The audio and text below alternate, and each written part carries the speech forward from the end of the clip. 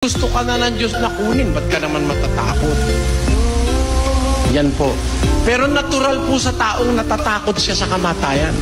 Pero pag nataniman tayo ng pag-ibig, pagmamahal sa Diyos at saka sa kapwa, hindi ka matatakot mamatay. Tanyo po ako, hindi ako takot. Alam niyo ko kung takot ako, hindi na ako magsasalita. Kaya ako po'y takot mamatay, hindi na ako lalabas, kapatid. Na-under surveillance ako eh. Kaya masasabi natin, hindi tayo dapat matakot mamatay kung wala tayong ginagawang masama.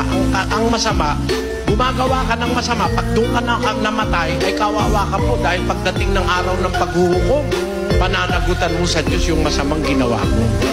Yun po, dapat bago tayo mamatay, maghanda po tayo na tayo mamatay tayo na gumagawa tayo ng kabutihan sa Diyos at sa kapwa.